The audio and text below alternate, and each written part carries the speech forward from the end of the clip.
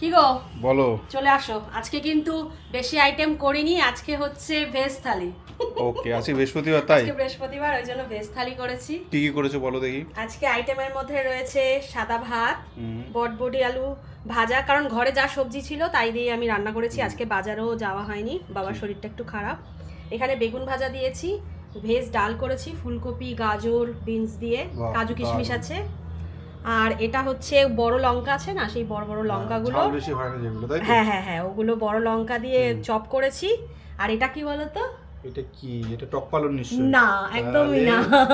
এটা কি? ধরতে পারোনি, এটা হচ্ছে ধনেপাতার চাটনি। বাহ, দারুণ, মুখেই জল চলে আসছে।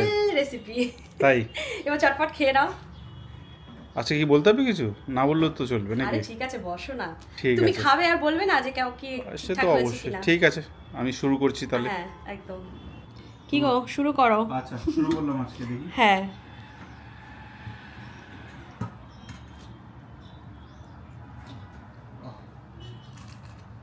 হুম, ক্রাঞ্চি হয়েছে। পুরো মুচমুচে। আহ, প্রথমে ভাজা দিয়ে শুরু করলাম, হ্যাঁ, ভাজা দিয়েই খাও। আর লোভ সামলাতে পারলাম না বলে বড়টা কামড় দিলাম। ঠিক আছে, খাও না। হুম, বটবটি আলু ভাজা তো যেরকম কি নর্মাল বলবো হয়। মেন হয় কি খাবারে লবণ ঝাল এগুলো হয় কিনা। হ্যাঁ দেখো, লঙ্কা দিয়েছি, আবার বটবটি ভেবে লঙ্কাতে কামড় দিও না। না, দাও চপটা একটু দেখো, এটা লঙ্কা।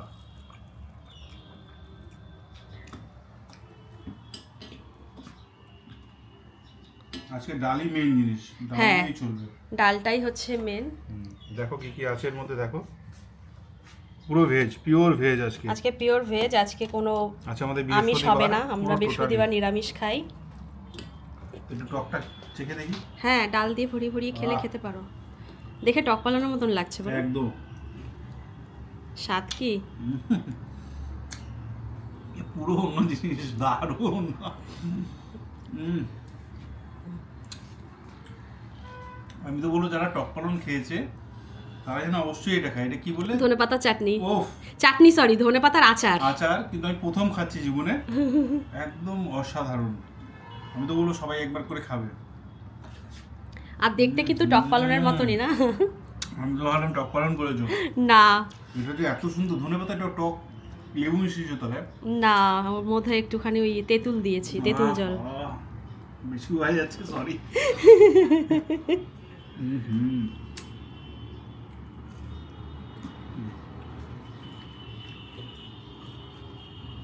বিশাল গরম, বিশাল।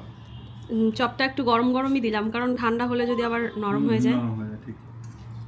আর এই চপ বড়া যাই বলো না কেন, একটু গরম গরম খেতেই ভালো লাগে, তাই না? এটা 10-এ 10। কিসে?